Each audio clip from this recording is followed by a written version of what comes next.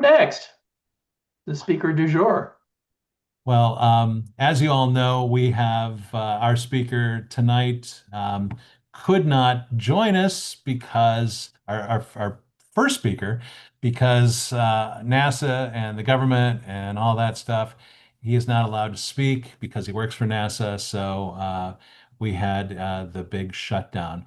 Fortunately, we're really happy that we have Iman Behbehani, who has graciously stepped in to fill the void. It's just great. She recently earned her master's in astrophysics, investigating mass loss in massive stars, the very process that inspired Carl Sagan's famous quote, "We are made of star stuff." And Iman is dedicated to innovative science education as a planetarium instructor, producer of Astronomy on Tap. Now, that's a fun one if you haven't been to that before down in New York, and co creator of Science Tonight. She is featured in the New York Comedy Festival as well. Aman enjoys stiff dancing, poorly written TV shows, and getting calls from the library about overdue books.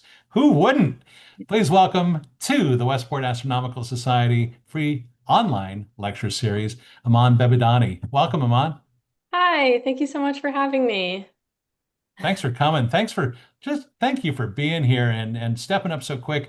I mean, we really had to scramble, and it was just and Iman goes, "I'll do it," and yeah, and that's wonderful. So thanks, and I hope that you're gonna be able to return many times in the future too as you advance your career. I hope so as well. Yeah, it's a pleasure to be here. It's my first time presenting with the Westport Astronomical Society. So it's a pleasure to meet you all. I have a lot to talk to you guys about, so I'll get started. So yeah, as Dan said, my name is Iman Behbehani. I recently graduated from the CUNY Graduate Center with a master's in astrophysics, and my research focused on the massive star Betelgeuse. So I'm going to talk to you guys today about stars and how they might be a little closer to us than you think. So let's start at the beginning, and I mean the very beginning. In the Big Bang, the first two elements were hydrogen and helium, and trace amounts of lithium. They came together and they formed the first stars. And like our sun, those first stars had to fight off the gravity. So there's an inward gravitational force that wants the star to collapse. Because the star is just a cloud of gas and dust. Gravity wants it to collapse, so it needs to have a force that balances the inward gravitational force. And it is able to stay afloat because of fusion. Fusion releases energy and creates an outward force that can keep the star from collapsing. So in a star like our sun, it's fusing hydrogen in its core and releasing helium. In massive stars, however, they have a lot more mass and therefore have a much stronger gravitational force that wants it to collapse. So it needs to burn a lot more matter to not collapse. It needs to burn things faster, and it needs to keep the energy product frequent and powerful enough to balance the inward pull of gravity. So it ends up fusing way more elements than a star like our sun. So it'll burn hydrogen into helium, and then helium into carbon, carbon into neon, neon into oxygen, into silicon, into eventually iron. A lot of these elements are really familiar to us.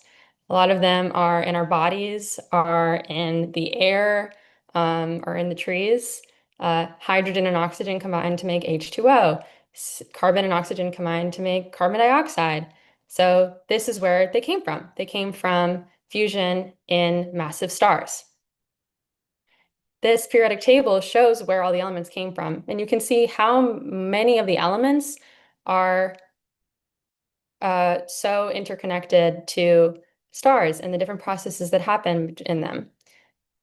There's so many green ones, and the green ones are from exploding massive stars, because when the massive star explodes, all of those elements that it produced get dispersed throughout the universe in a supernova. So when we get to iron, the fusion of iron can no longer release enough energy to balance that inward gravitational arrow. So the core collapses into a neutron star, sending a shock wave out to the rest of the star, making it explode. And it'll leave behind the neutron star and a nebula. which is just a cloud of gas and dust. So it spreads all the material it made throughout the universe, and it will join other groups of gas and dust already in the universe. So this picture is from JWST. It's of the Tarantula Nebula, and it shows all of the stages of life of stars. So in the center there, that bright light is supernova 1987A. And when supernova 1987A happened, it ejected its outer layers back into the Tarantula Nebula. And when different parts of the nebula get a little too close together, it'll collapse into a new star. These nebulae that are composed of the ejecta of dying stars can collapse to form the new stars. And those new stars have something called a protoplanetary disk that forms around them that makes the planets. So the same material that makes the star will also make the planets. In our solar system, for example, the sun took 99% of the material in the protostar, and 1% of it went to the rest of the protoplanetary disk to all of the planets. So our Earth came from the same material that made the sun, and so did we, because then we arose from different stages of evolution on Earth ever since it formed.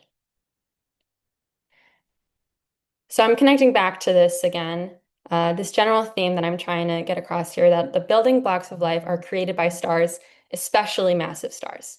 And one of the ways that they redisperse this material into the universe to then continue the life cycle of matter and make new stars or planets is through supernovae, but that's not the only one.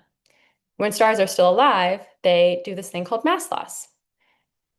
A combination of things like convection and pulsations can cause material on a star to reach the escape velocity and leave the stellar region. This picture is of the sun, so it's not a massive star, but it really shows a dynamic view of what's happening. This animation is of a red supergiant. It's as if it's bubbly. It's convective, so there's different groups of material moving throughout the star, hot regions trying to go to the top and moving and moving and moving. And if it goes fast enough, combined with the pulsation and the stellar wind, it'll leave the star.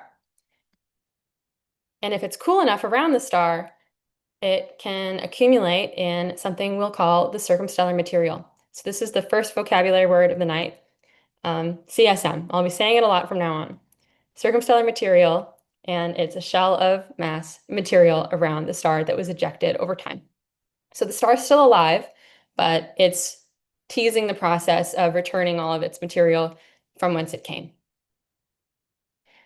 Betelgeuse is a great example, a stellar example even, of this mass loss process. So as we transition to this next part of my talk about Betelgeuse and my work with Betelgeuse, now that you know a little bit more about mass loss and the life cycle of matter, I want to take a meditative break and do what you guys do best and look at the night sky. And then we're going to turn up the exposure a little bit. I don't know if you can hear the siren, so it's not that meditative. It's New York City. I mean, yeah. So right. you can try to relax, I guess, but the world's still going on. So we're gonna zoom in a little bit and we see a group of stars. And I'm sure you guys recognize this constellation is Orion, the hunter. And its shoulder over here is Betelgeuse. Or Oh, make it blow up. Make it blow up. I'd love to. Betelgeuse is a red supergiant star, which means it was born at a higher mass than stars like our sun. And it does the process that I showed you at the beginning, where it burns quickly, it lives fast and dies young through everything it has, and then gets really puffy after it leaves the main sequence. It is so puffy that its radius is 764 times the radius of the sun. And it's so massive that its mass is 16.5 to 19 times the mass of the sun. So I know that's kind of hard to wrap your head around. Those are just really big numbers. And even though the sun is a really good thing to compare to, how do you even picture that, right? So I'm going to try to put them into terms that might be a little more recognizable. So 764 solar radii are 5 million football fields. Yeah, that make more sense? And 16.5 to 19 solar masses is the same as, and I'm trying to think of what is everybody going to be able to recognize and compare to, that's 750 octillion Ford foci, right? So yeah, I hope that helps. And my point here with this joke is that it's huge. It's so hard to wrap your head around. There's very little that's going to make us understand it, especially things on Earth. It's going to totally blow them out of the water. Betelgeuse experiences mass ejections caused by convection, pulsations, and stellar winds, and that ejected material accumulates in the CSM, circumstellar material. The circumstellar material is going to tell us about the nature of mass loss on Betelgeuse's surface, because the way that it loses mass is going to be impacting the way that the material accumulates outside of the star. So my goal with my graduate thesis was to make a density profile of Betelgeuse's circumstellar material. I worked with Dr. Jared Goldberg and Dr. Tavisha Dharmawardena at the Flatiron Institute and the City University of New York. And we started with these two observations of Betelgeuse. So they're taken at two different resolutions. One is high resolution on the left at 18 milliarc seconds, and the other one is lower resolution at 41 milliarc seconds. So a higher resolution image can't resolve, or a higher resolution image can resolve more detailed things, but it's going to see a smaller area than a lower resolution image, which can see further out, but it won't be able to see as many details. So the lower resolution image on the right, can see the CSM. The high resolution image on the left can only see the star, but to a very high level of detail. So I'm going to zoom in on that picture a little bit, and you can see how Betelgeuse is not perfectly spherical, and it has regions of higher intensity. Since Betelgeuse is so convective, its surface is moving and bubbling around a lot, so it's not necessarily going to always have that increased brightness towards the northeast. That could be moving. So what we want to do here is take the star out of the low resolution image. And we use the high resolution image because it can only see the star. So if we match the star to the star and CSM image, we can subtract it out. And we can't just do that immediately because they were taken in different ways. So we need to do a convolution, a reprojection, and then a normalization. The convolution is going to apply a 2D Gaussian kernel to the high resolution data with the low resolution beam size and rotation. So we're pretty much just applying some of the telescope settings that took the low resolution image to it. And then in the reprojection, we're putting it onto the sky of the low resolution image. And then we normalize it so they have the same high and low in the end. So we're making the high resolution star match the low resolution star. Because then when that happens, we can take the low resolution image and the convolved, reprojected, and normalized high resolution image and subtract one from the other, resulting in an isolated surrounding material, which is what we got. So that is the first SAR subtracted image of Betelgeuse's circumstellar material. That's incredible. That is gorgeous. Is it shaped like that because of its rotation and the speed of it, like becoming oblong, or is it? To confirm something like that, we would need a lot more observations to be able to study it. There is let me check a figure that I have. The position angle of the sort of gap over here is perpendicular to the rotation axis of Betelgeuse. Got it. So there's potentially a relation, but at this stage, we can't really say. It's a fascinating picture for what it is. I mean, it's really interesting to see that. Yeah, It's so curious All of that it us, has all those evenly spaced dark spots around the edges. yeah. I mean, all of us have looked at a lot at Betelgeuse. We've really looked at this, willing it to blow up at any second, and now's the moment. But to see it like this is really unusual. It's interesting to see that. And like what Shannon brought up, what are those other black dots that kind yeah. of circle around it? So if I were to zoom way out on that image, that pattern would continue throughout the whole thing. Hmm. That's just an artifact of the interferometry. No, right. So it's not necessarily part of the emission. But you do notice that some parts of the CSM are much brighter. Yeah. And if I go back here, there is kind of a correspondence to where the star was really bright to where the CSM was really bright.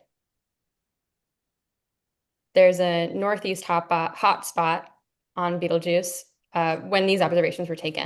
And there also is a northeast hot spot in the CSM. That could just be a coincidence, but it's an interesting coincidence.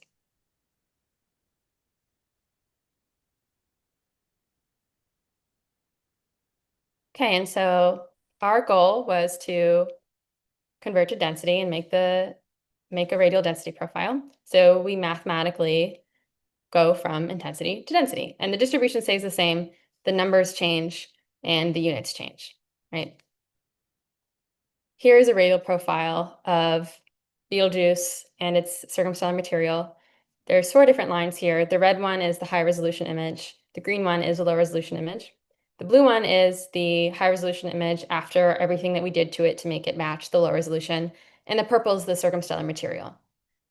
So to get the circumstellar material, we did green minus blue. And we're left with the purple line, the circumstellar material. So it starts around 0.1 arcseconds and plateaus for a little bit with a sort of peak closer to the star and then goes out. And then the line ends here because that's as far as we could go with the high resolution image to make them match. Again, with the conversion to the density distribution, it looks the same. All that's different is the y-axis and the units. And let's take a closer look at those units. We have density, but it's in grams per centimeters squared, which is mass per area, which brings me to a trivia question. Densities are recorded in units of mass per unit what? I give that one to Cal. I'm going to phone a friend. Seems like it would be volume. Volume. Yeah, Yeah. it should be volume, exactly. So it's mass per area here because we've taken a 2D image and found the density of it. But we want the 3-dimensional object's density. Because when you take a picture with a telescope, you are projecting a 3D object onto a 2D plane. So if you find the density of that, you're going to find a flat density or a surface density. But we want the actual density of Betelgeuse in units of mass per volume. So to do that, we do something called a inverse Abel transform, which deprojects it back onto the 3D space where it belongs. After that, we ended up with this radial density profile of Betelgeuse in units of mass per volume. So I have this red line here, which signifies the star's radius. So that's Betelgeuse's radius. And it's the brightest around there. And then it stays bright until the lower resolution image drops down there and the high resolution drops down a little sooner. And then we see the circumstellar material between 4 and 9 stellar radii away from the star. Quick question, is that the radius, is that an average as opposed to a range? Because you said it wasn't spherical. Yeah, that was a radius that was calculated by a Pervella 2018 who used the same data or who observed the data that we're using in the first place, and they calculated that radius, and we used it for this.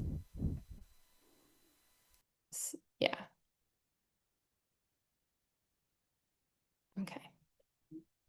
Yeah, and so it's between around 4 and 9 solar radii, but you are correct that it's not a spherical object, so it's not just going to have one singular radius. So it is important when you're looking at this to take that with a grain of salt, like Hal suggested. Yeah.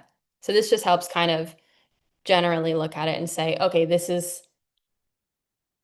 far from the star and by this many times from how big the star is when this observation was taken. Right.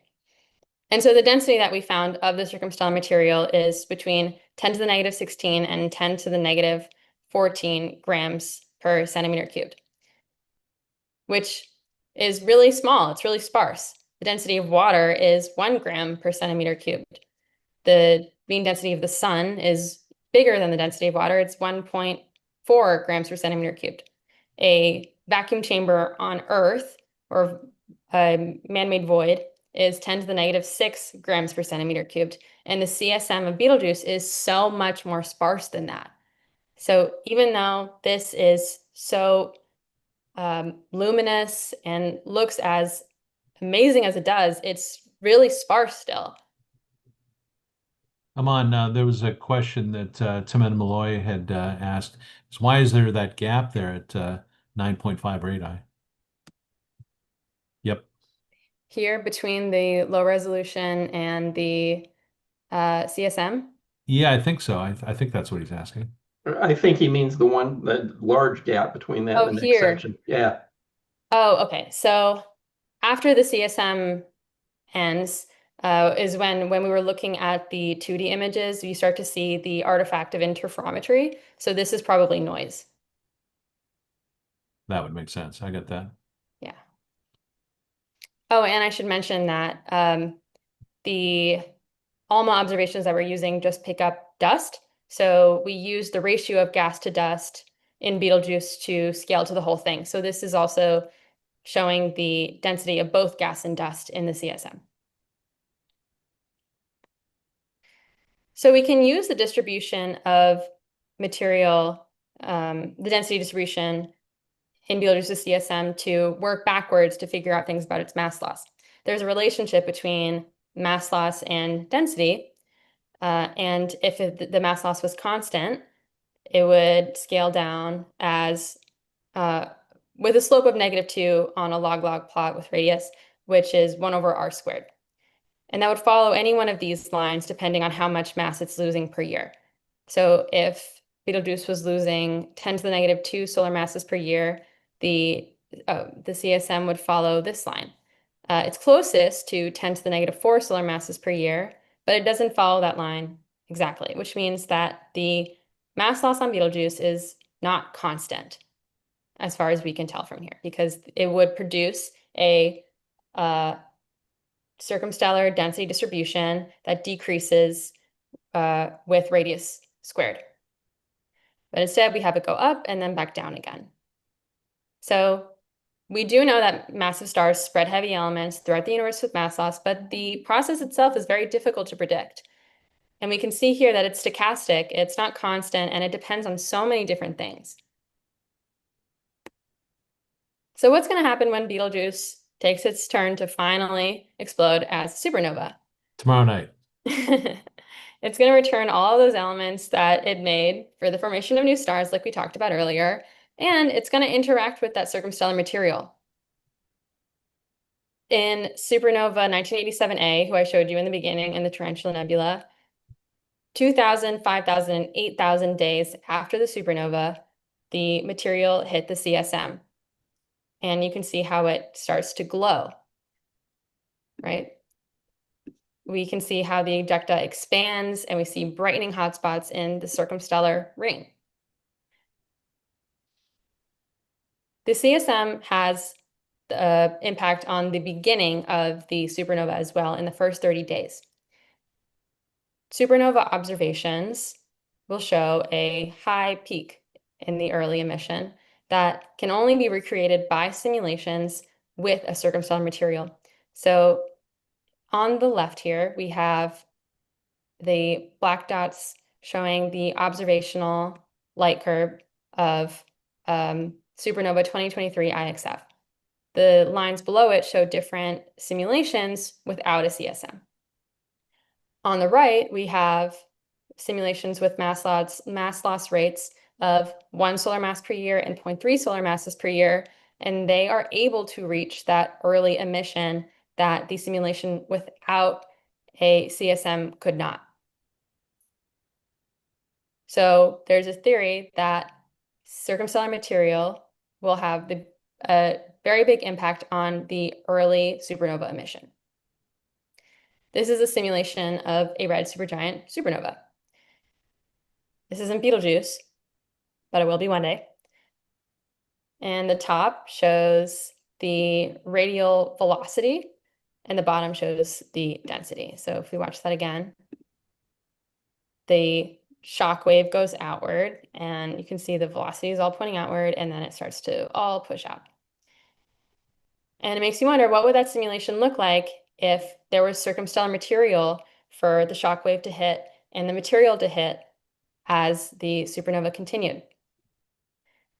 This is a light curve model of Betelgeuse when it eventually explodes. It'll be visible in the night sky with the human eye.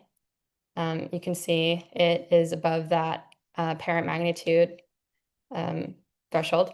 It'll be brighter than Venus, but there's a very, very big range of possibilities for how the early light curve is going to look. And if the circumstellar material will have the biggest impact right here in the beginning, in the first 30 days.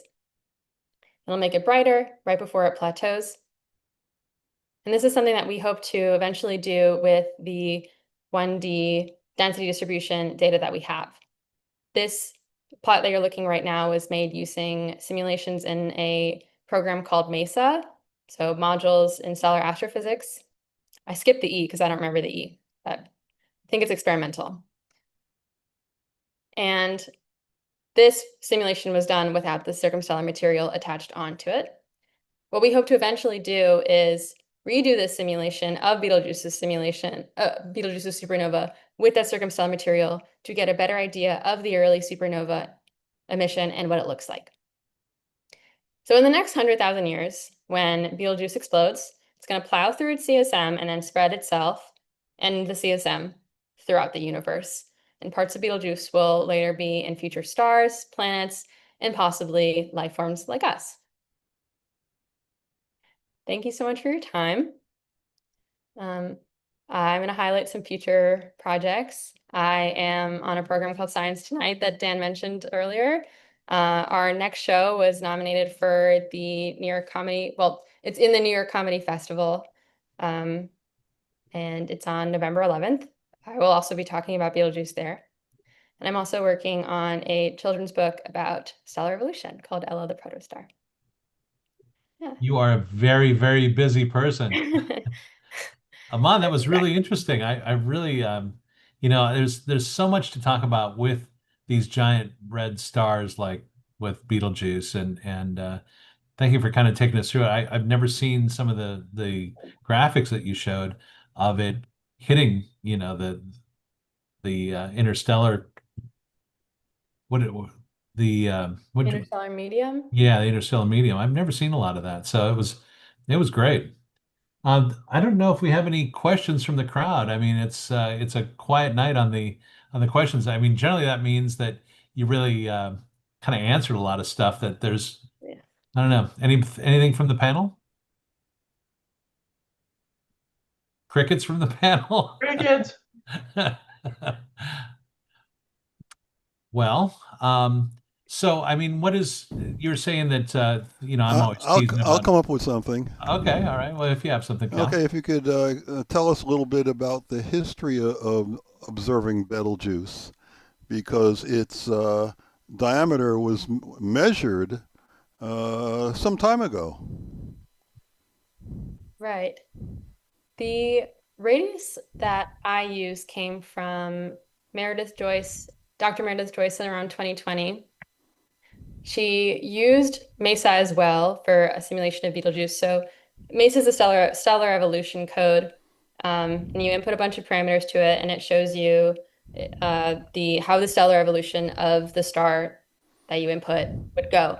So they did a bunch of models of Betelgeuse, and they found using that the radius would be, I think I said 764 solar radii, and that it should be at the helium burning stage. Okay, and that's where the 100,000 years sort of estimate comes from, and why we don't think it's coming very soon, because helium burning, if you remember the little onion peel thing, was pretty early in that process. That was 2020. And the 0.25 or so arc-second radius that I'm using in here was from the 2018 paper that I referenced that our data came from. And there might be some difference because this is radio observations. So your radius is also going to change from wavelength range to wavelength range. But Betelgeuse is a very funky and convective star, and we can only try to pin it down so much. Timon Malloway had asked another question too, if you could talk a little bit more about the source of the heavier elements that we have here on Earth. So obviously they come from supernovas, but Yeah. I know you're going to cover some of that. Yeah, so the first ones, hydrogen, helium, and you see some lithium came from the Big Bang. Came from there, and then we have the green and blue and yellow that all reference different stellar explosions. So you can imagine how the fusion just inside a star that's still alive is able to release so much energy and produce new elements. And now imagine you have a whole exploding star where so much stuff is coming together at such high speeds. And so even heavier elements, like these orange and yellow ones, come out of it. So neutron stars are what come usually after a star dies, like a red supergiant, for example, when the iron core is made, it can't release enough energy to counteract core collapse. So the iron core is what becomes the neutron star, and it gets super, super small and super dense.